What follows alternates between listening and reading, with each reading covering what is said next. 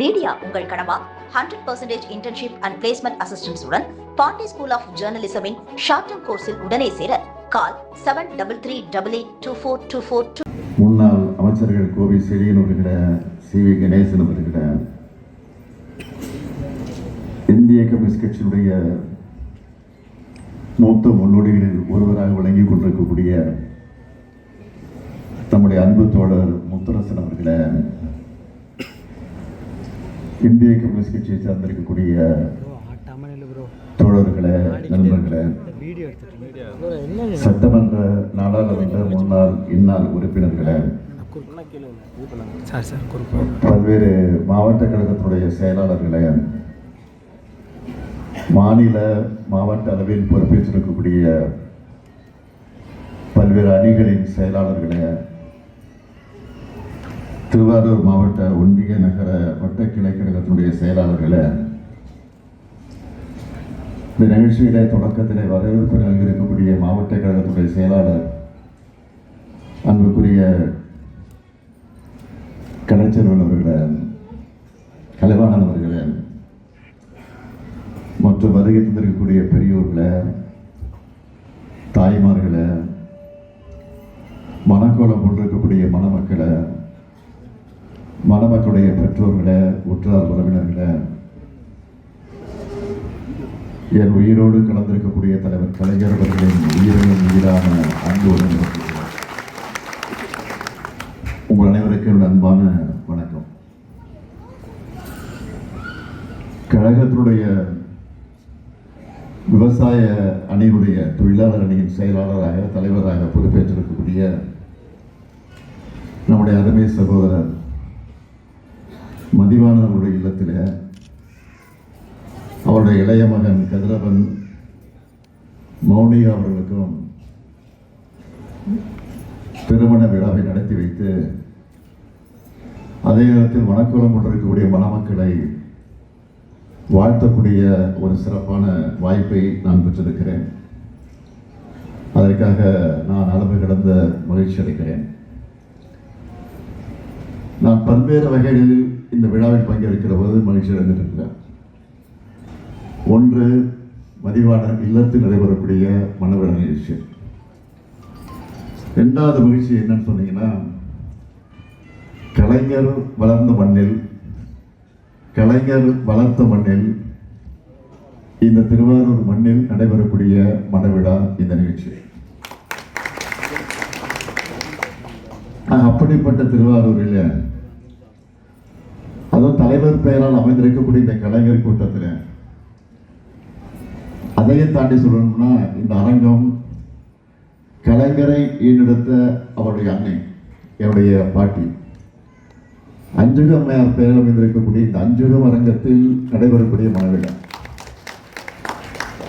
ஆகவே நாம் பல்வேறு கோணங்களில் இந்த விழாவில் பங்கேற்கிற போது மகிழ்ச்சி அடைஞ்சிட்டு இருக்கிறேன்.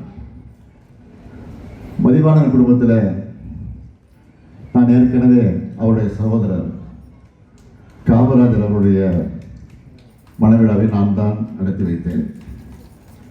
நான் எண்ணி பார்க்கிறேன், ஏறக்குறைய நம்முடைய மதிவாணவர்களை எடுத்து சொன்னார். ஏறக்குறைய 40 ஆண்டு காலமாக அவர் இந்த இயக்கத்தில் தன்னை ஒப்படைத்துக் கொண்டு சிறப்பாக இயக்கத்திற்கு துணை நின்று கொண்டிருக்கிறார். முதல்ல 1986 கிளைக்கழகத்துடைய செயலாளராக இருந்து மாவட்ட கழகத்தினுடைய பிரதிநிதியாக 96 பொறுப்பேற்று, அதைத் தொடர்ந்து மாவட்ட கழகத்தின் துணை செயலாளராகவும் கடமையை நிறைவேற்றி, அதற்கு பின்னால் ஆதிதிராவிட நலக்குழுவினுடைய துணை செயலாளராகவும் பொறுப்பேற்று, விவசாய தொழிலாளர் அணியின் செயலாளராகவும் பொறுப்பேற்று, அந்த அணியுடைய தலைவராக பொறுப்பேற்று இன்றைக்கு செயலாற்றிக் கொண்டிருக்கிறார். ஆக இப்படி படிப்படியாக வளர்ந்து வந்திருக்கக்கூடியவர் மதிவாணன் அவர்கள். ஏதோ கட்சி பணியில் மட்டுமல்ல, மக்கள் பணியை எடுத்து பார்த்தீங்கன்னா, 1986 ஊராட்சி மன்ற தலைவராக, அதைத் தொடர்ந்து தொடக்க வேளாண்மை கூட்டுறவு சங்கத்தினுடைய தலைவராக, 96 ஊராட்சி ஒன்றியத்துடைய பெருந்தலைவராக பணியாற்றி இருக்கிறார். அதற்கு பிறகு 2006 5ஆம் முறையாக நம்முடைய தலைவர் கலைஞர் அவர்கள் முதலமைச்சராக பொறுப்பேற்ற நேரத்தில் அவருடைய அமைச்சரவையில் பால்வளத்துறை அமைச்சராக பொறுப்பேற்று அந்த பணியையும் நிறைவேற்றியிருக்கிறார். அதற்கு பின்னால் 2016 கீழ்வளத்துறை சட்டமன்ற உறுப்பினராகவும் பணியாற்றியிருக்கிறார். அதற்கு பின்னால் 2021 6ஆம் முறையாக என்னுடைய தலைமையில் ஆட்சி பொறுப்பேற்றதற்கு பின்னால் 2022 தாக்கோவின் தலைவராக இருந்து அவர் பணியாற்றியிருக்கிறார். இப்படி மாறி மாறி கழகத்திலும் மக்கள் பணியில் மட்டுமல்ல, கழகத்திற்கு ஏற்படக்கூடிய எந்த சோதனைகளாக இருந்தாலும் அதையும் தாண்டி அவர் தன்னுடைய கடையை நிறைவேற்றியிருக்கிறார். நேற்று முன்தினம் கூட நீங்கள்லாம் டிவியை பார்த்துருப்பீங்க, ஒரு காட்சி நடந்துச்சு. அதை பற்றியெல்லாம் நம்முடைய முத்தரசன் அவர்களும் குறிப்பிட்டு சொன்னார், மற்றவர்களும் எடுத்து சொல்லியிருக்கிறாங்க. நாட்டில் எனக்கு எத்தனையோ ஏராளமான பிரச்சனைகள் இருந்துட்டு இருக்கு. ஒரு பக்கம் மின்வெட்டு பிரச்சனை, இன்னொரு பக்கம் டெல்டா மாவட்டத்தில் விவசாயிகளுக்கு குறித்த நேரத்தில் தண்ணீர் திறந்து விட முடியல அப்படிங்கிற சூழ்நிலை. நீங்கள் ஒன்று என்னை பார்க்கணும், 2021 பிறகு 5 வருஷம் ஆட்சி பொறுப்பேற்ற போது ஒவ்வொரு ஆண்டும் ஓராண்டும் தவறாமல் நாம் மேற்கொண்டு குறித்த நேரத்தை நம்ம திறந்து வைத்திருக்கிறோம். அதுதான் நம்முடைய ஆட்சி. ஆனால் இதையெல்லாம் எடுத்து சொல்லி எதிர்க்கட்சிகள் தலைவராக இருக்கக்கூடிய நம்முடைய உதயநிதி அவர்கள் விளக்கமாக விரிவாக சட்டமன்றத்தில் பேசி இருக்கக்கூடிய சூழல்களெல்லாம் எடுத்து சொல்லி அதன் மூலமாக முதலமைச்சர் அவர்கள் பதில் சொல்ல வேண்டும் என்று கேட்டிருக்கிறார். ஆனால் சட்டமன்றத்தில் முதலமைச்சராக இருக்கக்கூடிய என்ன பதில் சொன்னார்? எங்கே காணும், உங்க அப்பாவை காணும், இதை சொல்லி இருக்கிறார். அப்பா அங்கே கேட்டாதீங்க, மக்கள் மனசை பைக்க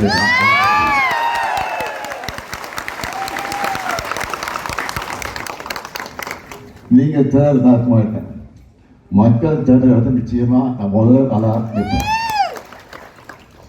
சட்டமன்றத்தில் நான் இருந்தாலும் இல்லாவிட்டாலும் இன்னைக்கு நான் மக்கள் மன்றத்தில் இருக்கிறேன் என்பதை மாத்திரம் சொல்கிறேன். நான் அரசியலுக்கு வந்து கிட்டத்தட்ட 60 வருஷம் ஆகியிருக்கு. ஆக அந்த 60 வருஷமா மக்களாக தான் இருந்து கொண்டிருக்கிறேன். ஆட்சி இருந்தாலும் இல்லாவிட்டாலும் நாட்டு மக்களுக்காக பணியாற்றக்கூடியவர்கள் தான் திராவிட முன்னேற்ற கழகத்தை சார்ந்திருப்பதை எடுத்து சொல்லி ஒவ்வொரு மாவட்டத்திற்கும் நான் முதலமைச்சராக இருந்தபோது 4-5 முறை சேர்ந்து ஆய்வு நடத்தி, இன்னும் சொல்கிறேன், நான் முதலமைச்சராக இருந்தபோது 5 வருஷத்தில் நான் நடத்தின மாதிரி ஆய்வு கூட்டம் எந்த முதலமைச்சரும் செய்வாங்க. நான் பயணம் செஞ்ச மாதிரி எந்த முதலமைச்சரும் பயணம் செஞ்சிருக்க மாட்டாங்க. நான் கோட்டைக்கு போனது தான் அதிகமாக இருந்திருப்பதில் எந்த முதலமைச்சரும் அதிகமாக இருந்திருக்க மாட்டாங்க. இன்னும் கூட சொல்ல, நீ முதலமைச்சர் தேடி பார்த்தீங்கன்னா இன்றைக்கி இருக்கக்கூடிய முதலமைச்சரை கேட்டுக்கொள்கிறேன், கோட்டையில தான் கோப்புகள் எல்லாம் இருக்கிறது. ஆக அந்த கோப்புகளை எடுத்து பாருங்க, அதை கையெழுத்து போட்டுருக்காங்க முக ஸ்டாலின். அதை தேடி பார்க்க அவசியமே இல்லை.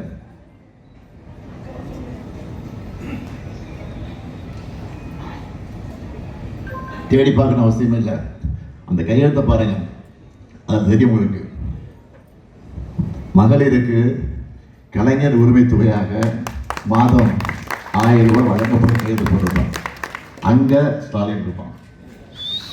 புதுமை பெண் திட்டத்தின் மூலமாக மாதம் 1000 ரூபாய் வழங்கப்படும் என்ற அந்த கோப்பை பாருங்க, அதுலேயும் முக ஸ்டாலின் கையெழுத்து போட்டிருப்பான்.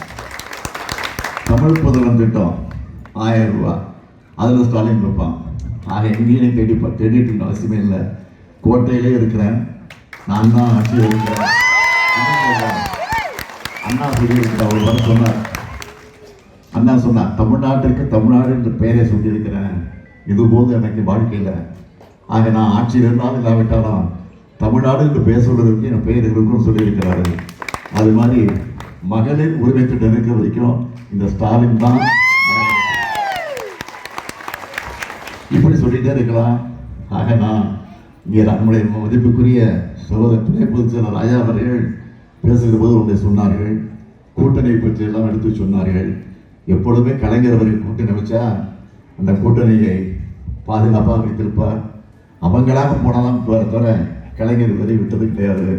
அதே மாதிரி தான் நானும் அவர் வழி நின்று நான் எந்த கூட்டணியாக இருந்தாலும் விட மாட்டேன். ஆனால் அவர்களாக போனால் அதற்கு நான் ஒன்றும் சொல்ல முடியாது. அதுதான் என்னுடைய கடமை.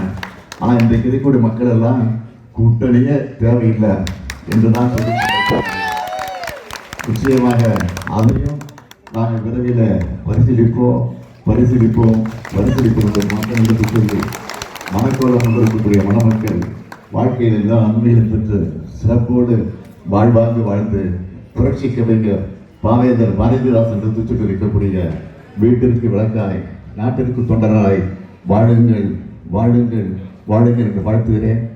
அதே நேரத்தில் மனக்கோலம் கொண்டிருக்கக்கூடிய மணமக்களுக்கு அன்பான வேண்டுகோள், உங்களுக்கு பிறக்கக்கூடிய குழந்தைகளுக்கு அழகான தமிழ் பெயர்களை சூட்டுங்கள் என்பதை மாத்திரம் இந்த நேரத்தில் சொல்லி விடைபெறுகிறேன். நன்றி.